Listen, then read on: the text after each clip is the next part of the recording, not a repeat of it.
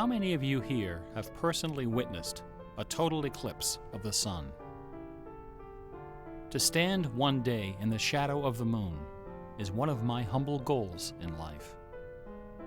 The closest I ever came was over 30 years ago.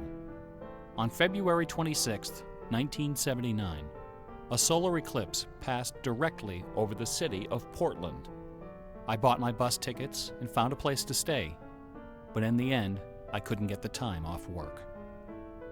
Well, anyone who lives in Portland can tell you that the chances of catching the sun in February are pretty slim. And sure enough, the skies over the city that day were completely overcast. I wouldn't have seen a thing. That work I couldn't get out of was my first job out of college. A sales clerk at an old Radio Shack store in beautiful downtown Worcester, Massachusetts. On my very first day behind the counter, a delivery truck pulled up to the front of the store. They carried in a big carton, upon which was printed the legend TRS-80. It was our floor sample of the world's first mass-market microcomputer. The TRS-80 Model 1 had a Z80 processor clocked at 1.7 MHz, 4,096 bytes of memory, and a 64-character black and white text display. The only storage was a cassette recorder. All this could be yours for the low price of $599. The store I was working in had seen better days. At one time, it had been near the center of a thriving commercial district. But like so many other New England cities, the advent of shopping malls had, by the early 70s, turned it into a ghost town. Worcester's solution to this problem was decisive, to say the least. The city's elders apparently decided that if they couldn't beat them, they would join them. And so, several square blocks at the heart of the city were bulldozed into oblivion, destroying dozens of family businesses, including the site of a pharmacy once operated by my great-grandfather. In their place was erected a vast 3-level shopping complex with cinemas and a food court. When the dust settled, only a few forlorn blocks of the old Worcester remained standing. My Radio Shack store was in one of those blocks. Then, to add insult to injury, Radio Shack opened a brand new location inside the shopping center, less than 500 feet from my store. So now patrons had a choice between a clean, well-lighted establishment with uniformed security and acres of convenient parking, or a shadowy hole in a seedy old office building next to an adult movie theater. Consequently, I had plenty of time to fool around with the new computer. I taught myself basic programming. Then I learned Z80 assembly. Both, of course, so that I could write games. I also created self-running animated demos, which ran all night in the store window for the edification of the winos who peed in our doorway. Strangely enough, the few customers we had didn't seem to be interested in our new computer, even after the 16K memory upgrade. In fact, most of the people who set off the buzzer on their way through the front door weren't there to buy anything at all. They were there to exploit a free promotion, which was the bane of Radio Shack employees for over 40 years, the Battery of the Month Club. The idea of this promotion was simple.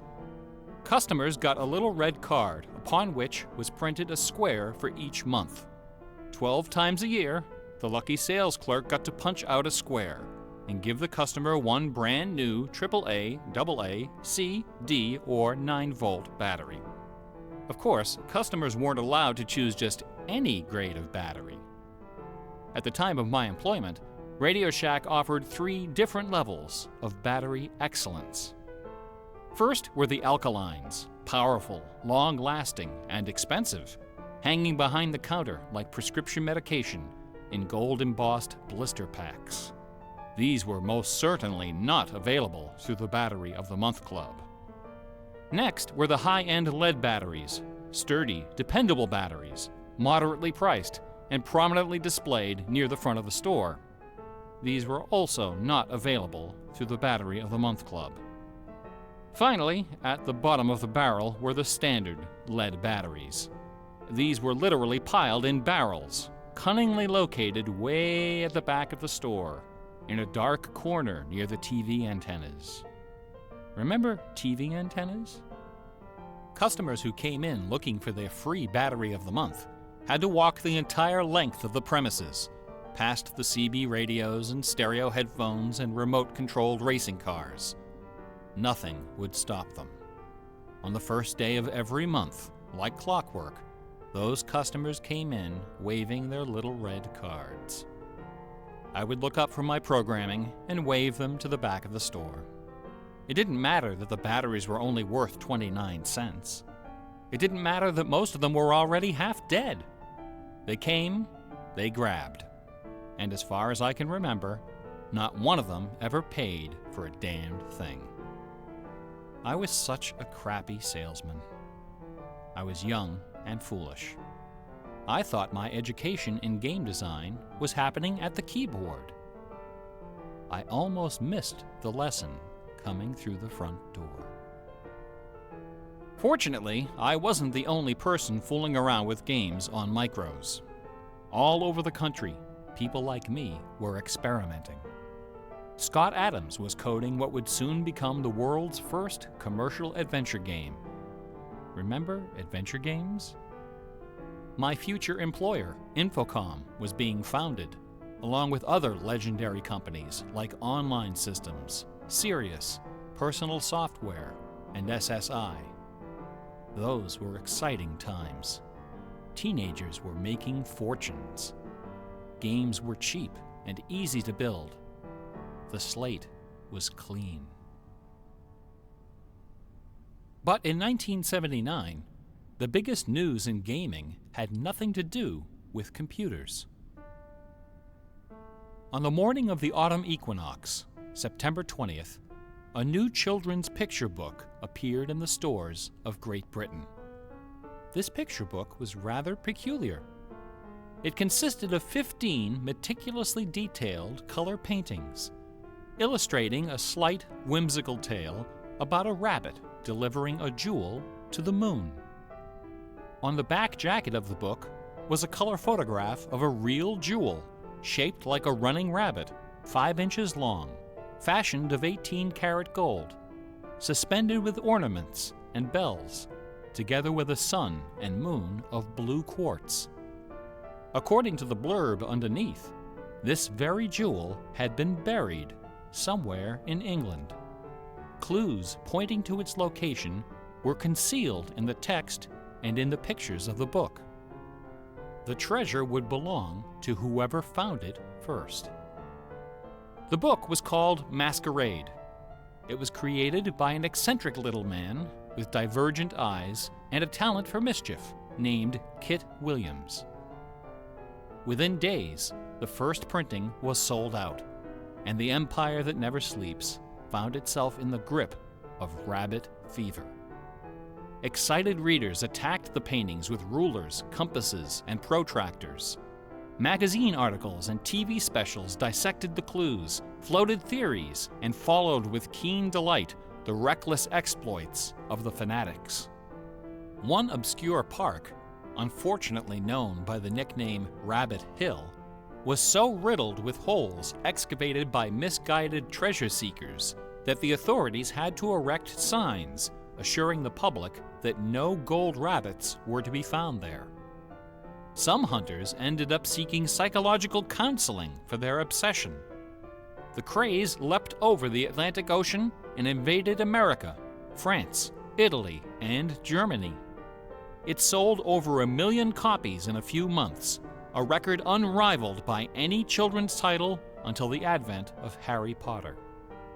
Over 150,000 copies were sold in foreign translations, including 80,000 copies in Japanese, despite the fact that the puzzle was only solvable in English. It didn't matter that the Masquerade jewel was only worth a few $1,000s. Many seekers spent far more than that in their months of exploration and travel. It was the thrill of the chase, the possibility of being the one. Treasure hunts, secret messages, and hidden things seem to exert an irresistible appeal. They're fun to look for and to talk about, and this fact of human psychology has been exploited in computer games since the earliest days. It finds expression in the hidden surprises we call Easter eggs. Atari's Stephen Wright is credited with coining this term in the first issue of Electronic Games magazine. The first Easter egg in a commercial computer game appeared in an early Atari 2600 cartridge called, simply enough, Adventure. By a sequence of unlikely movements and obscure manipulations, players could discover a secret room where the words "Created by Warren Robinette" appeared in flashing letters. Over the decades, Easter eggs and their evil twin, cheat codes, have become an industry within an industry. Entire magazines and websites are now devoted to their carefully orchestrated discovery and dissemination. They're part of our toolkit, our basic vocabulary, the language of computer game design. Computer gamers may have been the first to refer to hidden surprises as Easter eggs, but we certainly weren't the first to use them. Painters, composers, and artists of every discipline have been hiding stuff in their works for centuries.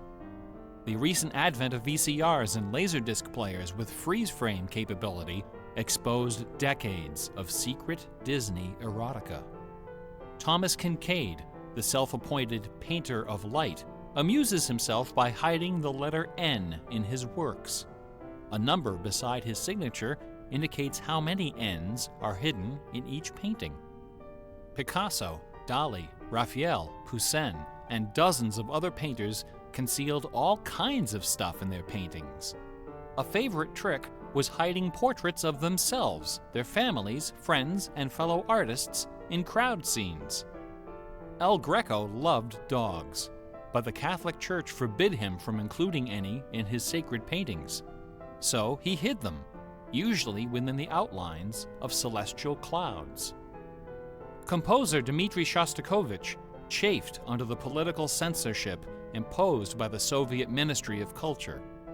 His symphonies and chamber works are loaded with hidden signatures and subversive subtexts which, had they been recognized, would have sent him to Siberia.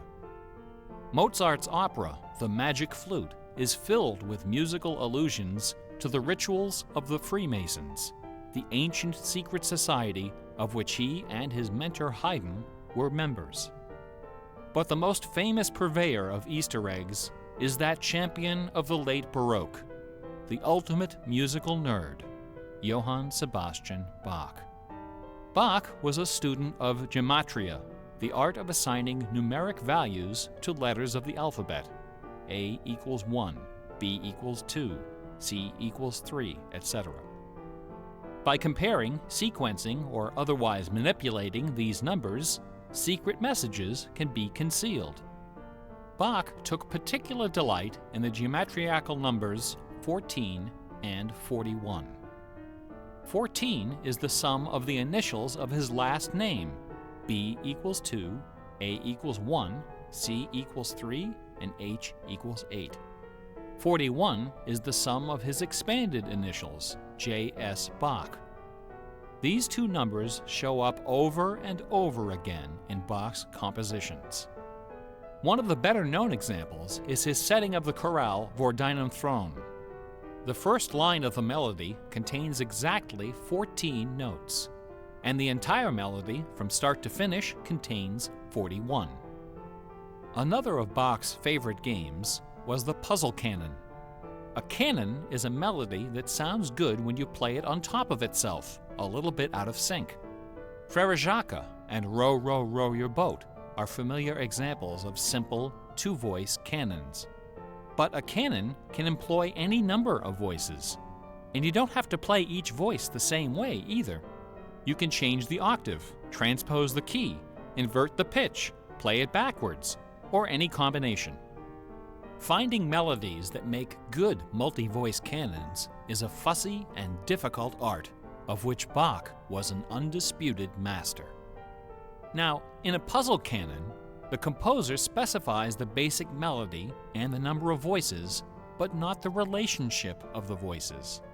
The student has to figure out the position and key of each voice, and whether to perform them inverted and/or backwards. Bach wrote quite a number of puzzle canons. The most famous, BWV 1076, is part of a fascinating story. One of Bach's students was a fellow by the name of Lorenz Misler, founder of the Society of Musical Science. This elite, invitation-only institution devoted itself to the study of Pythagorean philosophy and the union of music and mathematics. Its distinguished membership reads like a who's who of German composers, including Handel, Telemann, and eventually Mozart. Applicants for membership in the society were required to submit an oil portrait of themselves, along with a specimen of original music. With nerdly efficiency, Society member number 14 decided to combine these admission requirements into a single work. He sat for a portrait with Elias Hausmann, official artist at the court of Dresden.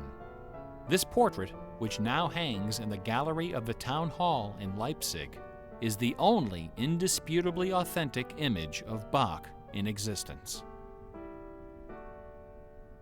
The Hausmann portrait shows Bach dressed in a formal coat with exactly 14 buttons. In his hand is a sheet of music paper, upon which is written a puzzle canon for 6 simultaneous voices. In 1974, a manuscript was discovered which proved that this canon was the 13th in a series of exactly 14 canons based on the ground theme of the famous Goldberg variations. As if these musical gymnastics weren't enough, Bach liked to hide messages in his compositions by assigning notes to the letters.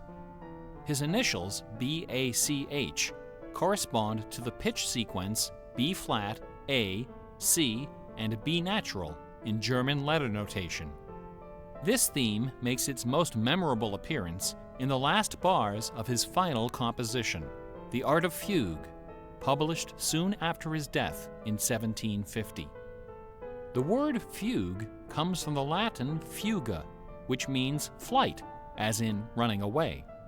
So the art of fugue is the art of flight, the art of taking a theme and running with it.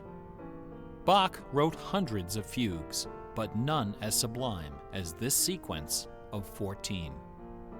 In the last and most complicated fugue in the series, the first and second sections develop normally. This is followed by the B-A-C-H signature, and then suddenly, without any warning or structural justification, the fugue stops, dead in its tracks. One of the composer's 20 children, his son Carl Philipp Emanuel, claimed that Bach died moments after those last few notes were written. This story is probably apocryphal. The Easter eggs in Bach's music are a pleasant obscurity, known chiefly to professors and students of Baroque music. But in March of 2002, when this lecture was first delivered, those Easter eggs were the talk of the entire classical music industry. Sitting near the top of the classical music charts that month was a compact disc on the ECM label called Mortimer. It was performed by the Hilliard Choral Ensemble, together with a talented but, until then, little-known violinist, Christoph Poppen. The music on Mortimer is based on a geometrical analysis of Bach's Partita in D minor for solo violin. This analysis, by German professor Helga Thon, assigns numeric values to the duration of notes, the number of bars, and the German letter notation of the partita. In doing so, she claims to have discovered the complete text of several liturgical ceremonies encoded in the notes. The CD presented these hidden texts superimposed over the original music.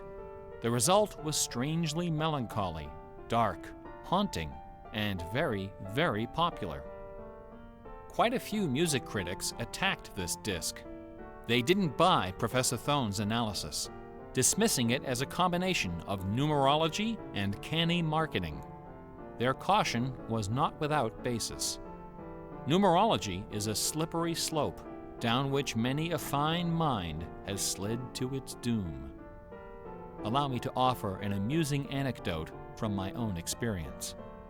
Back in the early 90s, before the internet took off, one of the more popular online bulletin board systems was a service called Prodigy.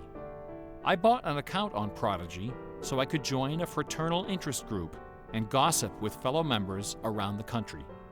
One day, a stranger appeared on our bulletin board. Right away, I knew we were in trouble. This fellow, whose name was Gary, began spouting all kinds of apocalyptic nonsense about worldwide conspiracies, secret societies, and devil worship. At first, we tried to be polite.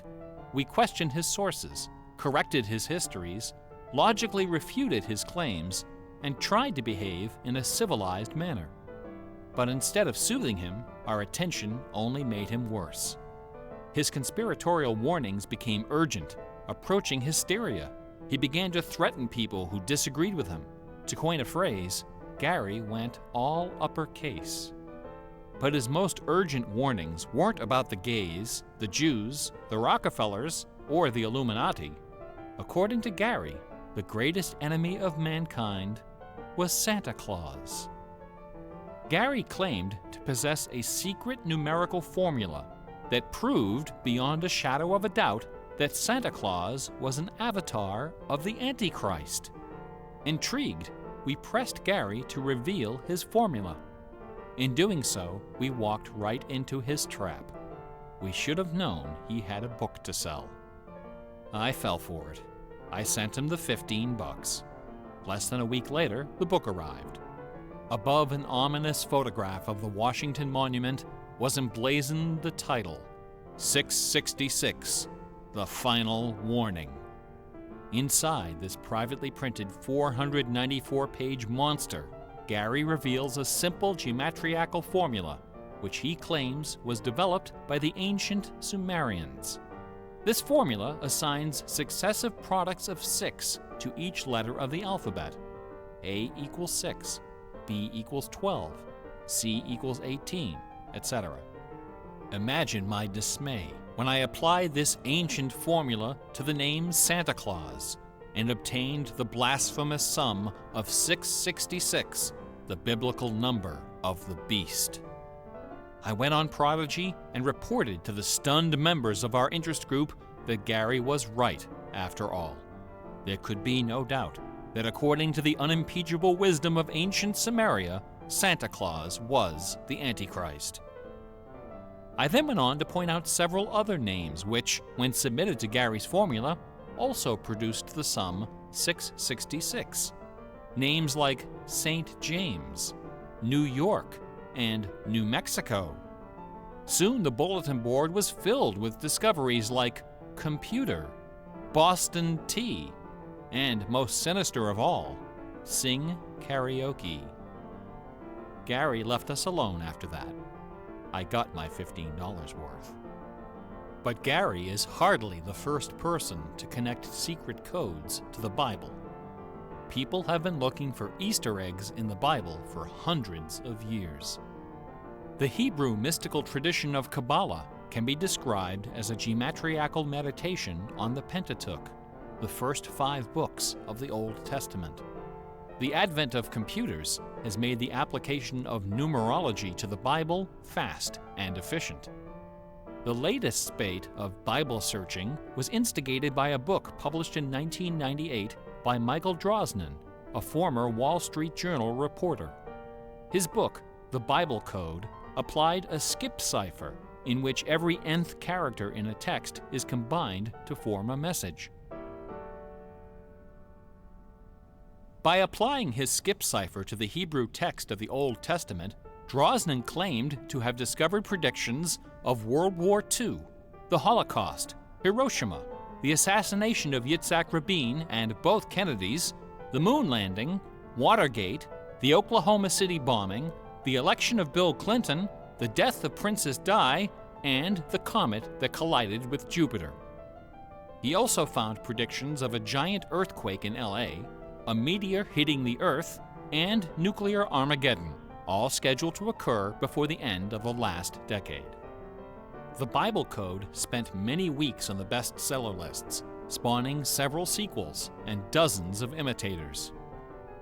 The Bible has certainly attracted its share of crackpots, but for the real hardcore egg hunters, nothing can rival the ingenuity, the tenacious scholarship, the stubborn zeal of those who seek the answer to the ultimate literary puzzle, a poisonous conundrum that has squandered fortunes, destroyed careers, and driven healthy, intelligent scholars to the brink of madness and beyond.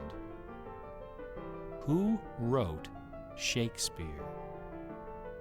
The essays and books devoted to the Shakespeare authorship problem are sufficient to fill a large library.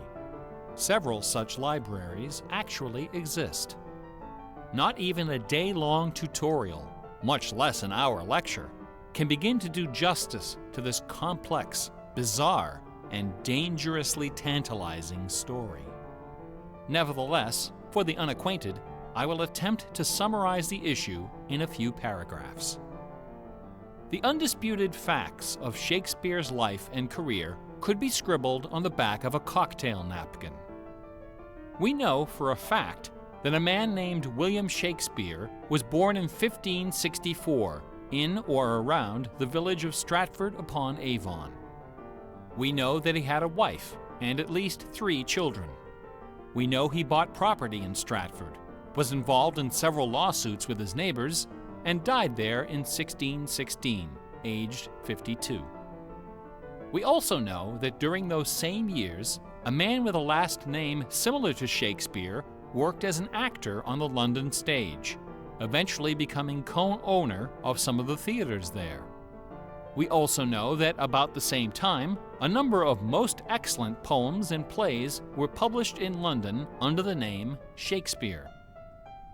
We do not know for a fact that the landowner in Stratford and the actor in London with a similar last name were one and the same man. We do not know for a fact that either man had anything to do with the poems and the plays.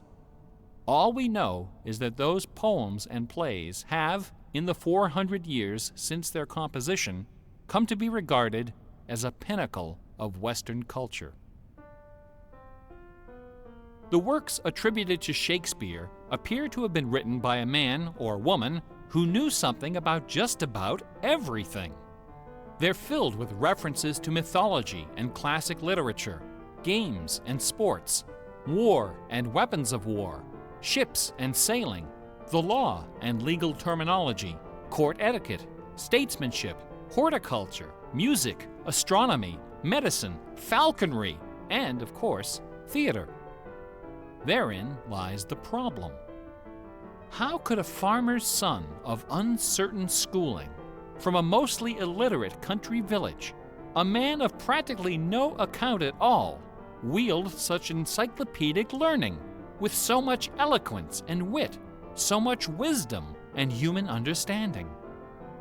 For the first 150 years, nobody questioned the traditional history of the bard. Then, in the late 18th century, Reverend James Wilmot, a distinguished scholar who lived just a few miles north of Stratford, decided to write a biography of the famous playwright. Dr. Wilmot believed that a man as well educated as Shakespeare must have owned a fairly extensive library, despite the fact that not a single book or manuscript is mentioned in his will.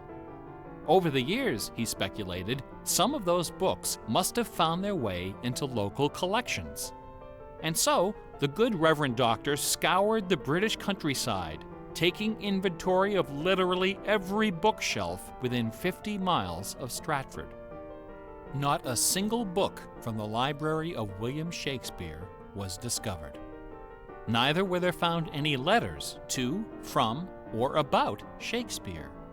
Furthermore, no references to the folklore, local sayings, or distinctive dialect of the Stratford area could be found in any of Shakespeare's writings.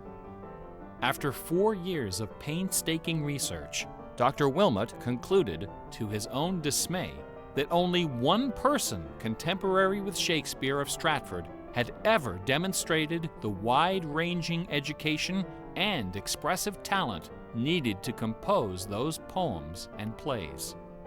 That man was the multilingual author, philosopher, and statesman, inventor of the scientific method, chancellor to the courts of Queen Elizabeth and King James, Sir Francis Bacon.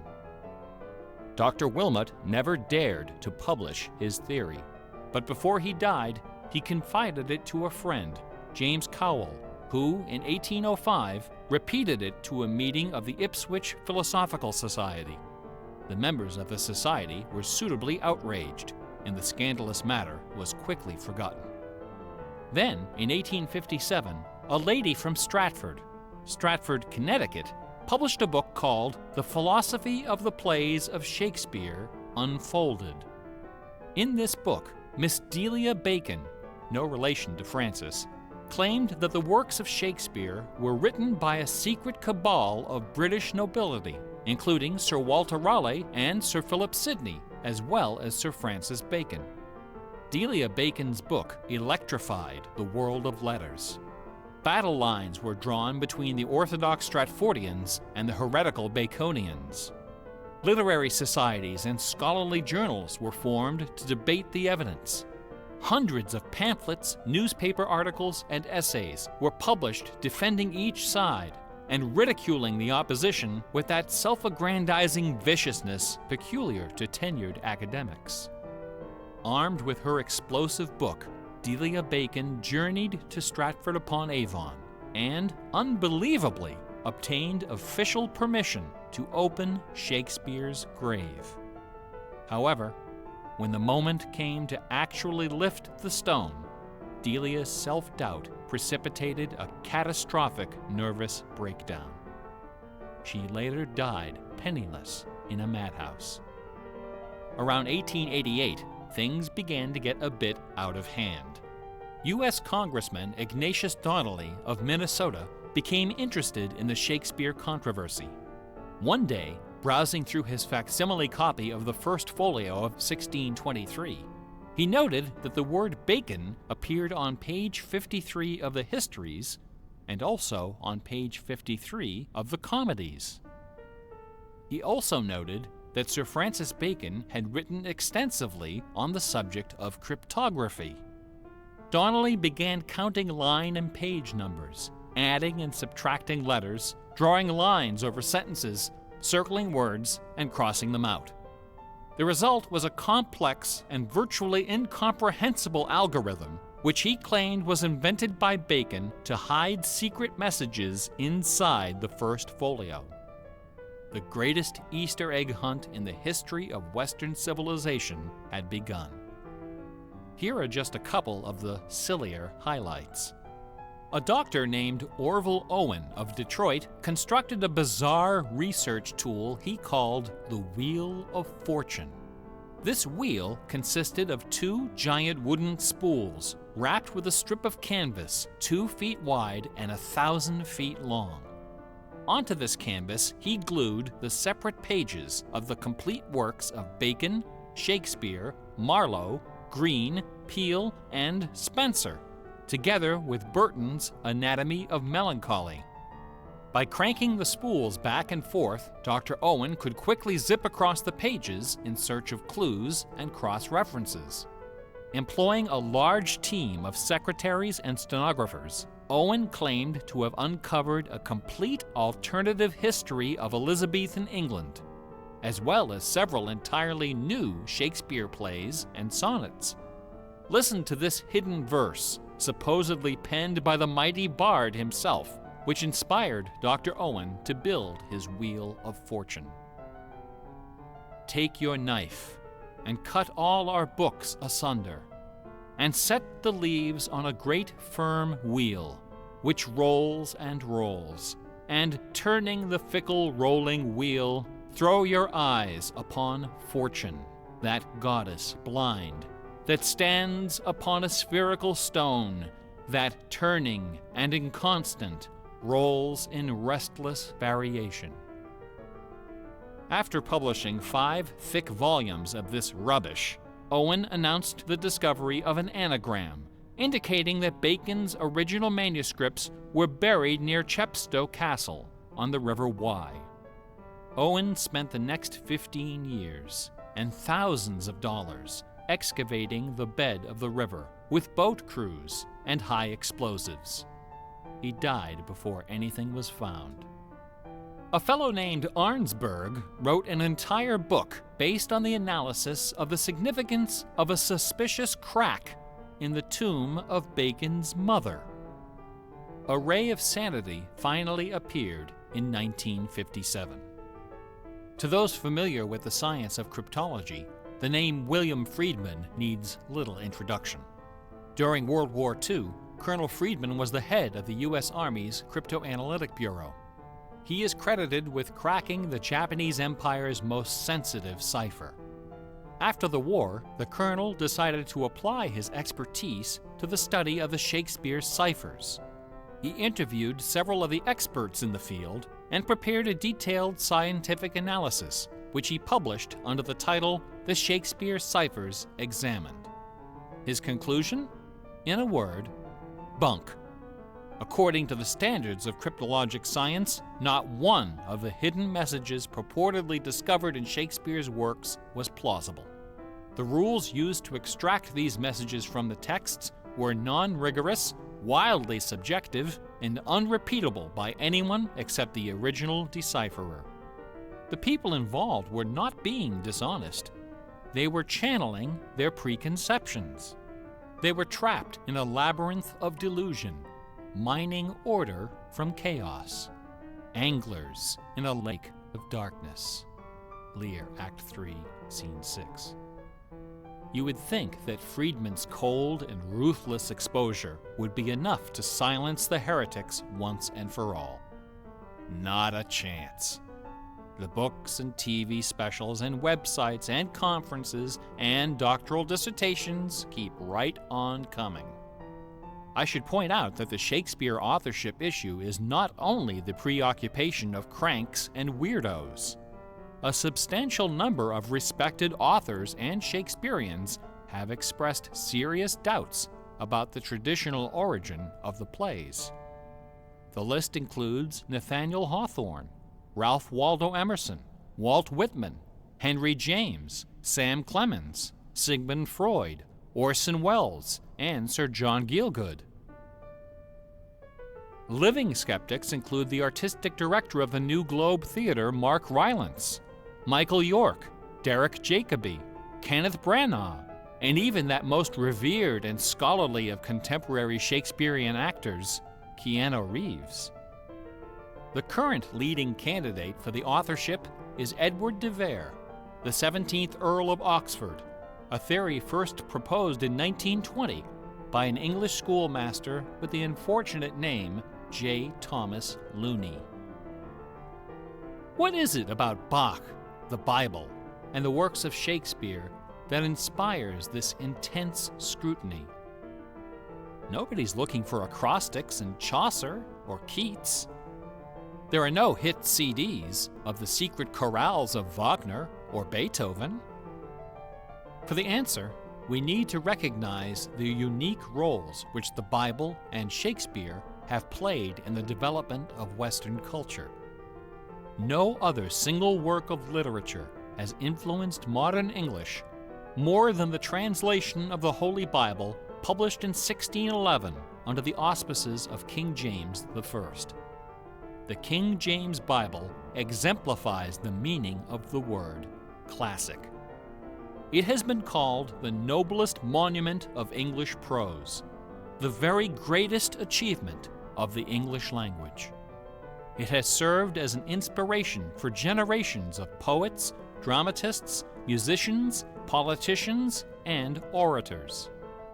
Countless people have learned to read by repeating the phrases in this, the only book their family possessed. Our constitutions and our laws have been profoundly shaped by its cadences and imagery. But even the glory of the King James Bible, compiled by a committee of 46 editors over the course of a decade, pales before the dazzling legacy of the Swan of Avon. The lowest estimate of Shakespeare's working vocabulary is 15,000 words, more than 3 times that of the King James Bible, and twice the size of his nearest competitor, John Milton. His poems and plays were written without the aid of a dictionary or a thesaurus. They didn't exist yet. It was all in his head. When Shakespeare had a thought for which Elizabethan English had no word, he invented one. The Oxford English Dictionary lists hundreds of everyday words and phrases which made their first appearance in the pages of the Bard.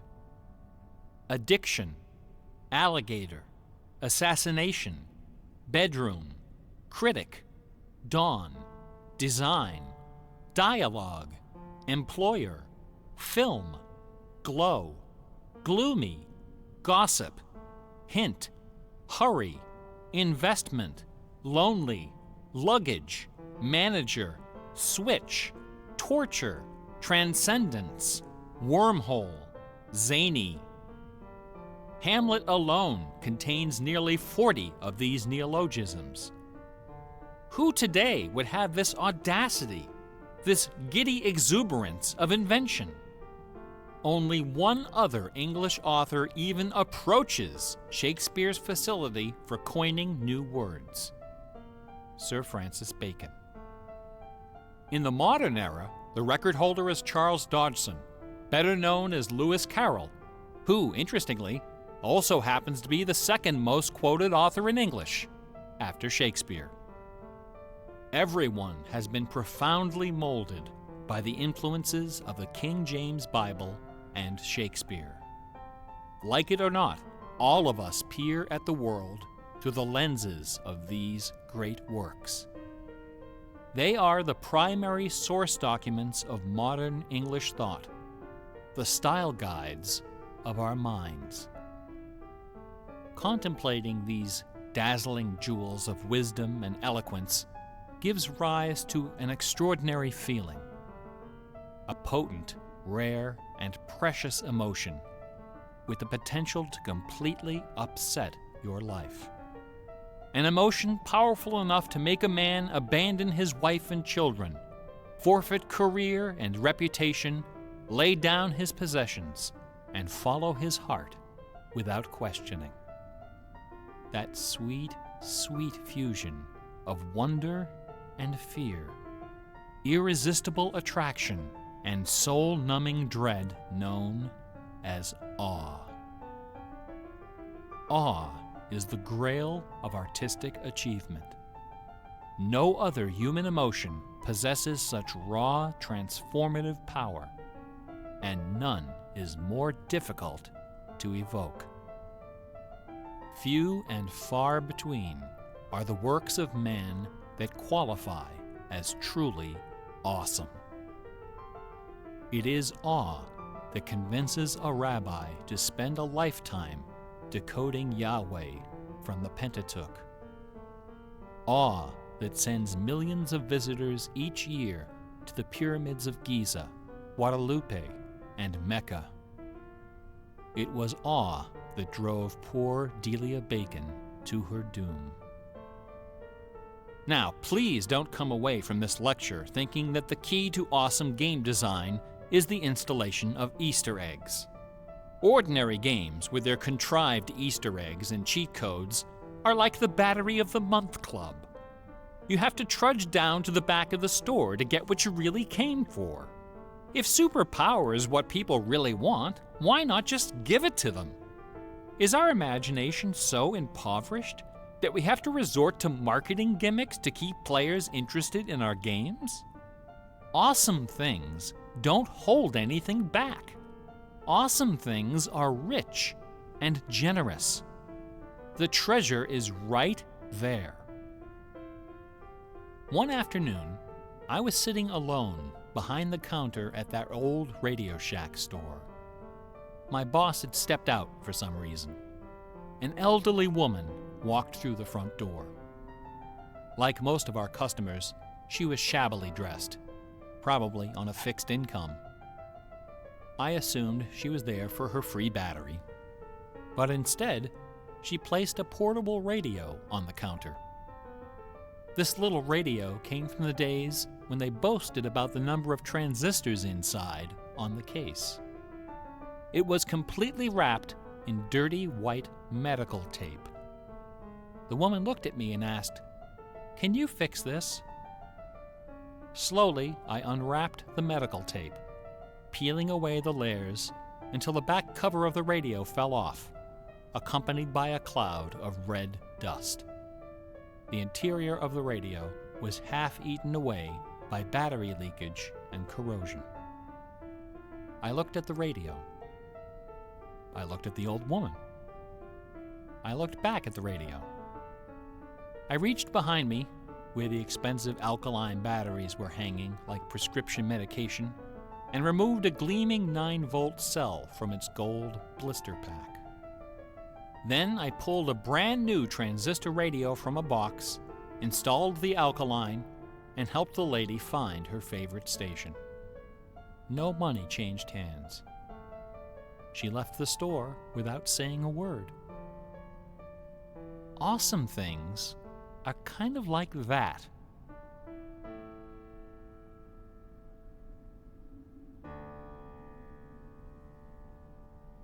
Bach offered his students very specific insight into the source of awe.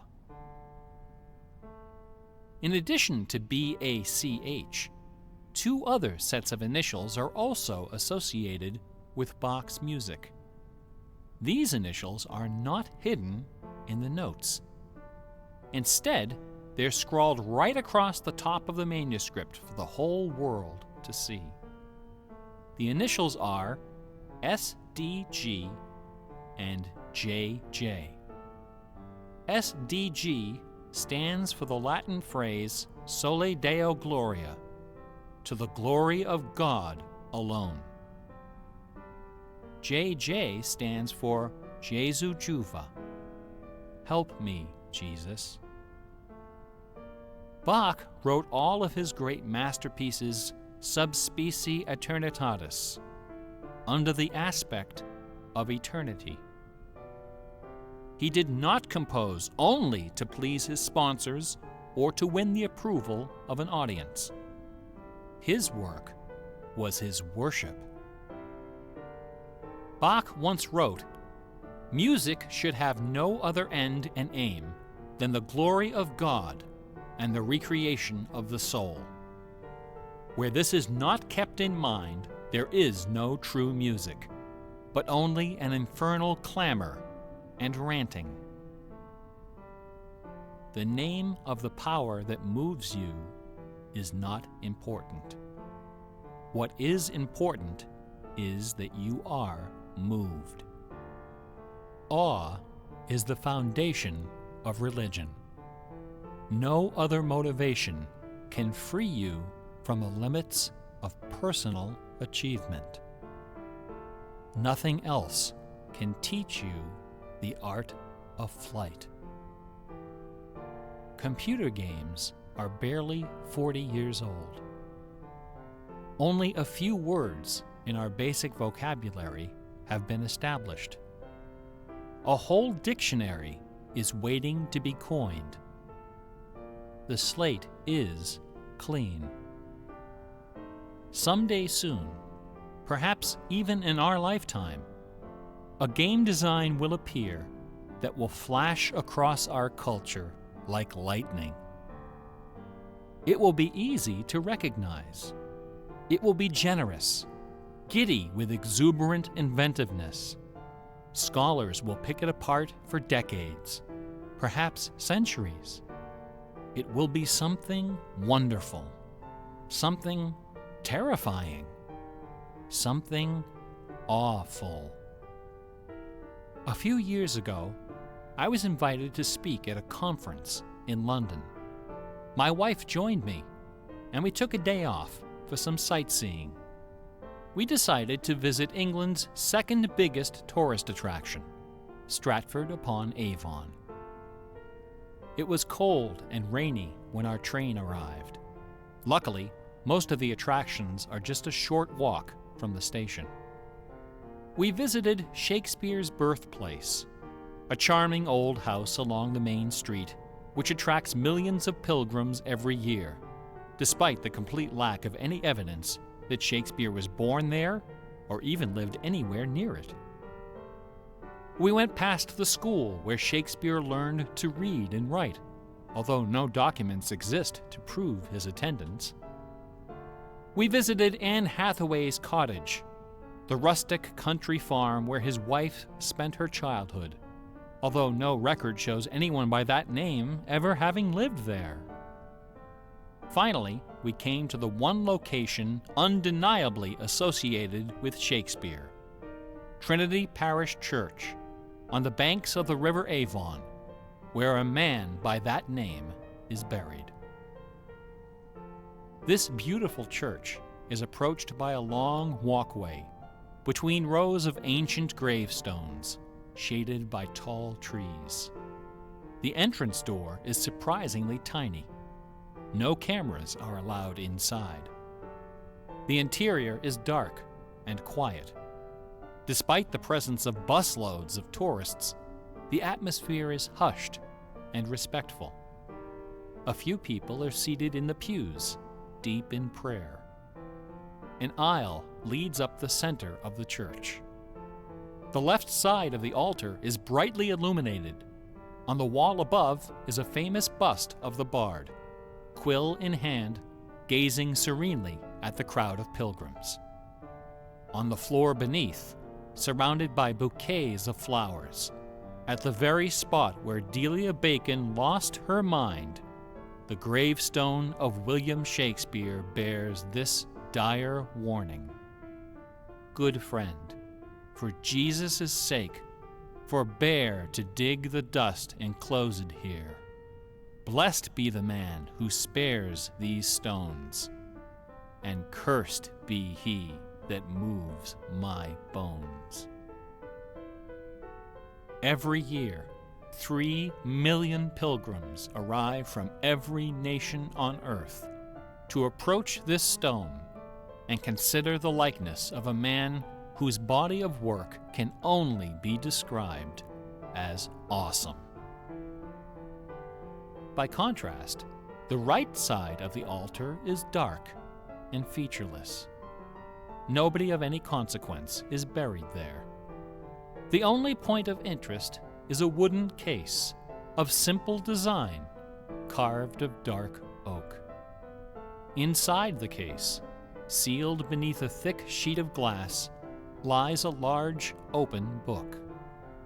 A plaque on the case identifies this book as a first edition of the King James Bible, published in 1611, when Shakespeare was 46.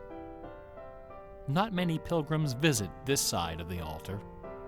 Most of those that do simply glance at the book, read the plaque, and move along. A few, more observant, note that the Bible happens to be opened to a page in the Old Testament, the book of Psalms, chapter 46. No explanation is given for this particular choice of pages. For the initiated, none is necessary. If you are of inquisitive bent, if you are intrigued by English history and literature, if you value your peace of mind, cover your ears now. In the year 1900, a scholar noticed something about the King James translation of Psalm 46. Something terrifying, something wonderful. The 46th word from the beginning of Psalm 46 is shake. The 46th word from the end is spear. There are only 2 possibilities here. Either this is the finest coincidence ever recorded in the history of world literature, or it is not. The Earth revolves around only one sun and has only one moon. The moon happens to be 400 times smaller than the sun. The sun happens to be 400 times farther away. And the apparent paths of the moon and sun in our sky happen to intersect exactly twice every month.